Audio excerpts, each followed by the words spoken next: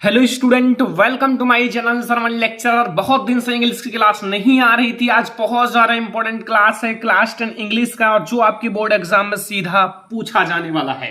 देखो, अगर आप लोग इस वीडियो को देख रहे हो तो लास्ट तक देखना, क्योंकि आप लोगों के लिए बहुत ज्यादा इंपॉर्टेंट क्लास है और आप लोगों को इस वीडियो को लाइक करना है, शेयर करना है अपने फ्रेंड्स के साथ। देखो, एज ए टीचर, अगर आपको कोई भी टीचर पढ़ाता है तो वो मेहनत करता है, दिन भर लिखता है और आप लोगों के लिए मतलब अच्छे से अच्छे वीडियोज प्रोवाइड करता है। तो आप लोग उस चैनल को सब्सक्राइब जरूर करो। लाइक इज मैं आपको पढ़ा रहा हूं तो आप लोग यार चैनल को सब्सक्राइब करो, वीडियोस को लाइक करो। आपको करना क्या है, देखो आपको मैं कुछ तो दे रहा हूं।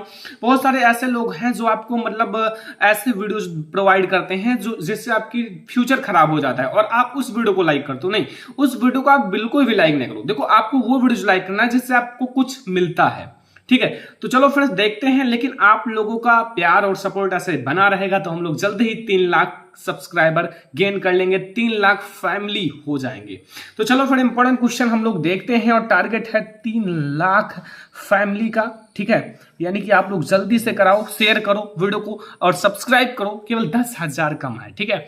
देखो लिखा हुआ है, Not a leaf remained on the trees. The corn waste to totally, यानी कि totally destroyed, मतलब बेकार हो गया था पूरा। अभी मैं हिंदी में भी समझाऊंगा या फिर साथ में समझ सकते हो। देखो लिखा हुआ है नॉट ए लीफ, यानी कि एक भी पत्ता, रिमाइंडेड मतलब बचा हुआ था, ऑन द ट्रीज यानी कि पेड़ों पर, यानी कि एक भी पत्ता जो था वो पेड़ों पर नहीं बचा हुआ था। उनके पास कौन सा फसल था? मकई का फसल था, और ऐसा ओलों की बारिश हुई कि उसके पेड़ के ऊपर एक भी पत्ता नहीं बचा हुआ था। The corn was totally destroyed, यानी कि जो वो कॉर्न थे, फसल थे, वो पूरी तरह से बर्बाद हो गए थे, खराब हो गए थे, उसमें कुछ नहीं बचा था, एक पत्ता नहीं, एक फूल नहीं बचा था। एंड द फ्लो, जो आपका फ्लावर्स है, VR gone from the plants, और जो उनके फूल हैं वो उस पौधे से जा चुकी थी, मतलब झड़ चुकी थी। इतना तेजी से उस पर ओले पड़े वृक्ष पर कि भाई हल्के हल्के वो थे, ट्री थे यानी कि प्लांट्स थे, तो उस पर जब ओले ज्यादा बड़े बड़े पड़ने लगे तो उसके जो पत्ते हैं, फूल्स हैं, वो सारी चीजें पेड़ से नीचे गिर गई। And Lencho soul was filled with sadness, यानी कि जो लैंचो था अपनी आत्म अंतर से बहुत दुख रहा था, दुख भर गया था, मतलब उसको बहुत ज्यादा दुख हो रहा था भाई। मतलब यही एक हमारे पास खर्चा चलाने का एक खेत था, लाइक उसी से इनका खर्चा चलता था, लेकिन वो भी अब बेकार हो चुकी थी। When the storm had passed, यानी कि जब आंधी तूफान खत्म हो गया था, he stood in the middle of field, यानी कि वो खेत के बीच में खड़ा हो गया। क्या हुआ?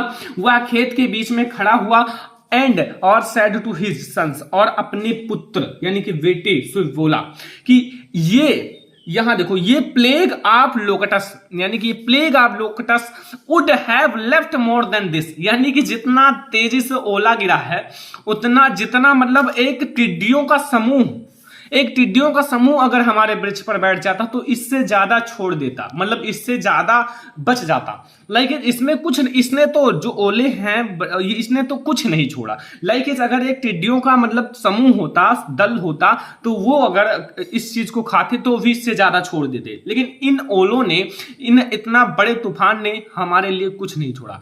The hail has left nothing this year, we will have no corn, यानी कि कहने का अर्थ यहां क्या है कि इससे ज्यादा ओलो ने तो कुछ नहीं छोड़ा। इस वर्ष हमारे पास बिल्कुल भी मक्का नहीं है, यानी कि दिस ईयर, यानी कि इस साल आई हैव नो कॉर्न, आपके पास कोई फसल नहीं है। द नाइट वाज सोरफुल, वो जो रात थी बहुत ज्यादा दुख भरी थी वो रात, ठीक है।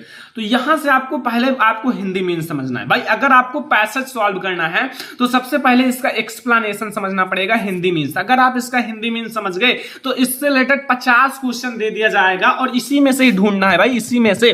तो फिर आप कैसे नहीं ढूंढ पाओगे, आप तुरंत कर लोगे, लेकिन अगर आप ध्यान से हिंदी मीनिंग निकालते हो, यहां आपके इससे रिलेटेड एक क्वेश्चन आएंगे, 2 क्वेश्चन आएंगे, और कभी कभी रेफरेंस लिखने के लिए पूछ जाता है। तो यहां ए लेटर टू गॉड इसके चैप्टर का नाम है, और इसके लेखक कौन है? वो है जीएल फ्यून्स। कौन है? जीएल फ्यून्स। तो यहां से मैं आपको चैप्टर का नाम बता दिया, a letter to God, and इसके जो लेखक हैं वो हैं जीएल फ्यूंस, क्योंकि मैं आपको इससे रिलेटेड 2 क्वेश्चंस कराने वाला हूं। ठीक है, तो यहां मैं 2 क्वेश्चंस लिया हूं, रेफरेंस नहीं लिया हूं, हो सकता है आपकी बार रेफरेंस ना आए, यही क्वेश्चंस आ जाएं। व्हाट वाज टोटली डिस्ट्रॉयड, यानी कि क्या क्या पूरी तरह से नष्ट हो गया था, तो ये तो आपको पता ही है। ऐसे ही क्वेश्चंस आते हैं और ये आपको 2 नंबर प्रोवाइड करके जाते हैं। और बहुत सारे बच्चे कहते हैं सर मुझे यही नहीं आता। क्या नहीं आता? अगर आप इसका हिंदी में निकाल लिए तो इसमें क्या हार्ड है? व्हाट वाज टोटली डिस्ट्रॉयड, क्या पूरी तरह से बर्बाद हो गया था। अब ओले ने किसको बर्बाद किया था? पूरे फसल्स को, उनके पूरे क्रॉप को। ठीक है, तो अब इसमें क्या है भाई, आप अगर आप ध्यान से पढ़ते हो तो इसमें कुछ है नहीं, आप तुरंत आंसर लिख दोगे। हाँ, तो अब आप इसका आंसर लिख दो। तो आपको 2 नंबर लेने के लिए थोड़ी सी मेहनत करनी पड़ेगी, थोड़ी सी अपने अंदर मतलब जज्बा, यानी कि आपको पढ़ने में रुचि होना चाहिए। आपको अगर पढ़ने में अच्छा लगेगा तभी आप मतलब पढ़ाई कर पाओगे। ठीक है, इंटरेस्ट बनाओ, आपको पढ़ाई से दोस्ती करना है। लाइक जैसे दोस्तों के साथ 10 घंटे 5 घंटे बिताते हो, उसी प्रकार से आप स्टडी के साथ बिताओ। अभी देखो आप टॉपर भी बन जाओ, अच्छे अच्छे जॉब भी पा सकते हो। तो यहां से आप इसका आंसर लिख लो, द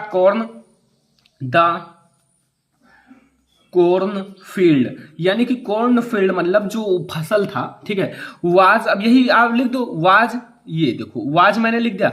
अब टोटली देखो, इसी में से मैंने आधा क्वेश्चन में इसी आंसर लिख दिया टोटली। और ये डिस्ट्रॉयड, अगर आपको डिस्ट्रॉयड का इंग्लिश मतलब स्पेलिंग नहीं आता तो बगल में ही लिखा है, देख लो। कुल मिला के आपको थोड़ा सा कॉमन सेंस लगाना है, द कॉर्न फील्ड बस। और वाज टोटली डिस्ट्रॉयड आपको यही क्वेश्चन से मिलता है। तो यहाँ क्वेश्चन से भी आंसर कुछ आपको मिल जाते हैं, ऐसी बात नहीं कि पूरा आपको ढूंढ कर ही लिखना पड़ेगा। थोड़े आपको क्वेश्चन से भी आंसर मिल जाते हैं और थोड़े आपके यहाँ पैसेज में आंसर मिल जाते हैं, क्योंकि पैसेज वाला हमें तो भाई बहुत ईजी लगता है और ये आपके लिए इंपॉर्टेंट है। और हमें ये बता दें कि पैसेज वाले क्वेश्चन हमें बहुत ईजी लगते हैं, क्योंकि ऑटोमेटिक आपके सामने पैसेज लिखे हुए हैं और इसी में पूरा आंसर लिखा हुआ है। तो इसमें दिक्कत क्या है? अगर आप ध्यान से पढ़े हो तो ये आपको सबसे ज्यादा इजी लगेगा, आपको सबसे ज्यादा हलवा यही लगेगा। तो ऐसे में दूसरा क्वेश्चन देखो क्या लिखा हुआ है, What was the condition of the field after hailstone has passed? यानी कि यहां कहने का अर्थ क्या है, आप लोग समझ गए होंगे। जब मतलब ये जो तूफान था वो समाप्त हो गया तब खेत की हालत कैसी थी? तो वैसे तो आप लोग जानते हो कि खेत की हालत कैसी थी। ठीक है, और सब कुछ लिखा हुआ है, not a leaf remind on the tree, यानी कि पेड़ पर कोई भी पत्ते नहीं बचे हुए थे। The corn was totally destroyed, यानी कि फसल पूरी तरह से बर्बाद हो गया था। The flowers Veer gone from the plants, और पौधों से जो फूल हैं वो पूरी तरह से जा चुके थे। तो यहाँ यही सब चीजें बची हुई थी फसल पर। तो यहाँ अपने शब्दों में थोड़ा टेंस बैठा कर आप लिख डालो। ठीक है, थोड़ा सा अपना मतलब माइंड लगाओ। देखो मतलब इसके बाद क्या हुआ, सबसे पहले तो जो द कॉर्न था, पूरी तरह से जो फसल था, the corn was totally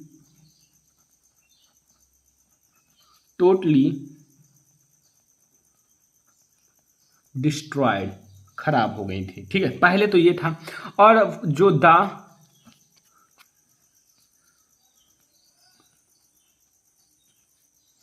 flowers wear gone, अभी आपको मैंने उसी में दिखाया, फ्रॉम दी प्लांट्स। ठीक है, एंड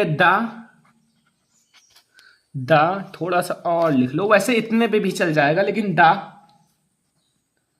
हैड लेफ्ट नथिंग, कुछ नहीं छोड़ा। ये जो हेलस्टोन ने हमारे लिए कुछ नहीं छोड़ा। एक टिड्डियों का दल तो कुछ हमारे लिए छोड़ ही देता, लेकिन ये हेलस्टोन ने कुछ नहीं छोड़ा। ये सारी चीजें जो मैंने लिखा है, ये सारी इसी पैसेज में ऊपर लिखे हुए हैं। देखो यहां लिखा हुआ है the corn was totally destroyed, बस इतना तो मैंने एक लाइन लिखा। दूसरा है the flowers was gone from the plants, ये मैंने यहां से लिख दिया। और हाँ, यहां ये जो मैंने लिखा है कि the hell had left nothing, ये भी मैंने यहीं से लिखा है।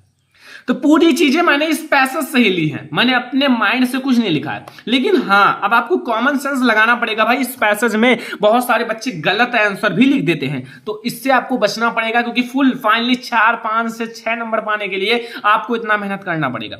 देखो ये तो है आपकी छोटी सी चीज। अगर आप थोड़े और अगर आप ऊपर जाओगे लाइक और ज्यादा स्टडी करोगे, तो एक एक नंबर के लिए एक एक मोटी से मोटी किताब पढ़नी पड़ती है, 5 5 10 10 नंबर के लिए। और आपके लिए एक मोटी से नहीं छोटी सी किताब होती है, और उसे आपको पढ़कर 70 से 100 नंबर गेन कर सकते हो। तो ऐसे में अगर आप थोड़ा सा मेहनत करोगे तो आप सब कुछ कर सकते हो। यहां आपके लिए है पैसेज आप ऐसे सॉल्व कर सकते हो। आपके लिए 2 रिलेटेड मैंने क्वेश्चंस भी ले लिया। अब बात आती है स्टेंजा भी मैंने एक बहुत प्यारा सा छोटा सा लिया है जो कि मेरे लिए बहुत अच्छा, ये सुंदर सा स्टेंजा लग रहा है। पहले ही चैप्टर का है और दोनों पहले चैप्टर के हैं। दूसरे चैप्टर का मैं कल या परसों अपलोड करूंगा, ठीक है। मतलब आपको सीरियल वाइज दे रहा हूं कि आपका कोई भी कंफ्यूजन, छोटी से छोटी कंफ्यूजन ना रह जाए। दूसरा चैप्टर कल या परसों आपको मिल जाएगा।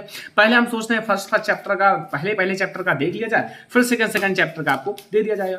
तो लिखा हुआ है has given my heart a change of mood and saved some times of day I had rued. यानी कि लेखक जो था वो जब धतूरे या फिर सफेद धतूरे के वृक्ष के नीचे बैठा हुआ था, तो कौवे ने जब वृक्ष को हिलाया तो कुछ कण जो थे पत्थर के वो लेखक के ऊपर पड़ा। अब लेखक के ऊपर पड़ा तो वो उसका मतलब पूरा अगर आप चैप्टर पढ़ोगे तो जान जाओगे, ठीक है। तो बर्फ के कण जब कवि पर गिरते हैं, हैज गिवन माई हार्ट, यानी कि जो वे उदास मन से थे, पहले वे बहुत ज्यादा उदास थे, ठीक है। अब कवि ने अपने दिन का एक भाग उदासी से गुजार रहा था, किंतु अब तरोताजा महसूस कर रहा था।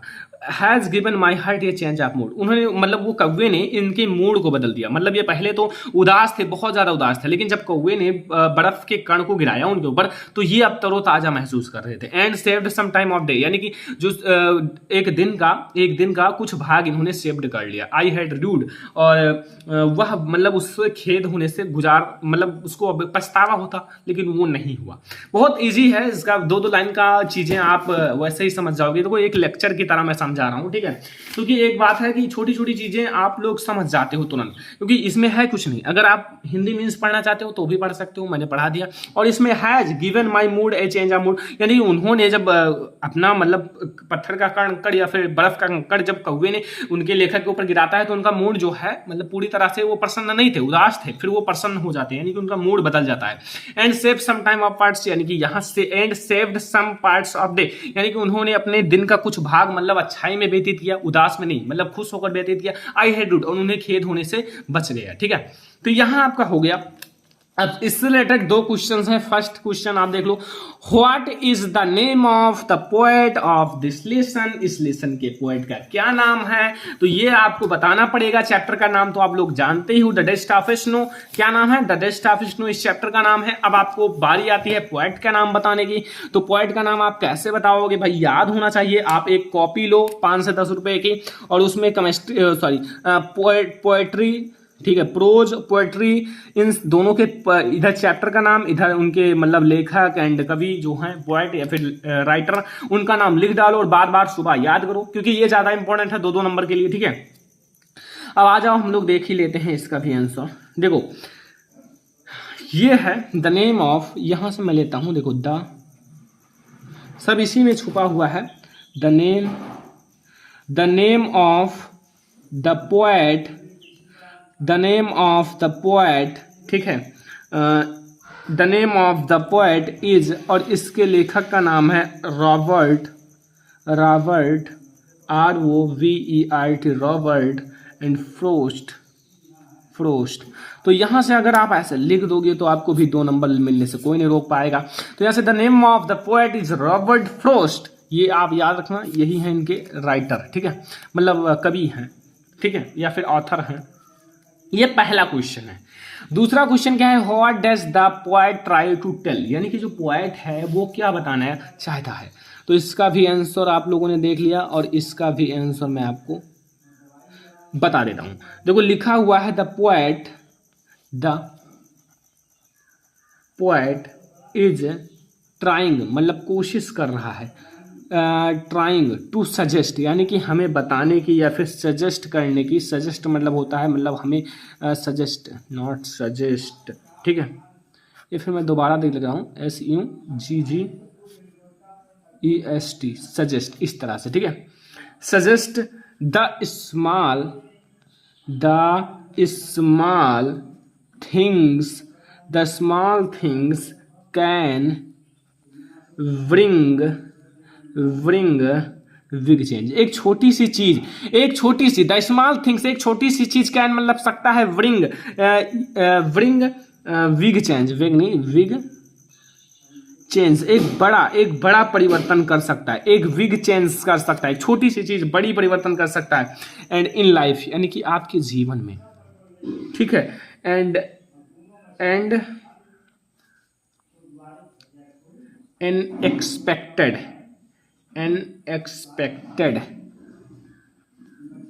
हैप्पीनेस। तो यहां से आपको समझ में आ गया ये दोनों क्वेश्चंस। तो ये दोनों क्वेश्चंस आपको करने हैं, ठीक है। ये दो नंबर आपको मिल जाएगा। देखो ये सारी चीजें इसका जब अर्थ निकालोगे तो यहां से पता चल जाएगा। The poet is trying to suggest the small things, एक छोटी सी चीज हमारे लाइफ में बहुत बड़ी परिवर्तन कर सकता है। तो यहां से अगर आपको ये वीडियो पसंद आया हो, लाइक करना, शेयर करना अपने फ्रेंड्स के साथ। चैनल पर नए आए हो सब्सक्राइब करना। एज ए टीचर इस वीडियो को शेयर कर देना, प्लीज चैनल को सब्सक्राइब कर देना और अपने फ्रेंड्स के साथ शेयर कर देना। और वीडियो को ज्यादा से ज्यादा लाइक कर दो। जितना ज्यादा लाइक आएगा, जितना हमारा मनोबल बढ़ेगा, उतना ज्यादा मैं आपके लिए अच्छी से अच्छी वीडियो प्रोवाइड करूंगा। चलो फिर मिलते हैं अगली वीडियो में, तब तक के लिए धन्यवाद।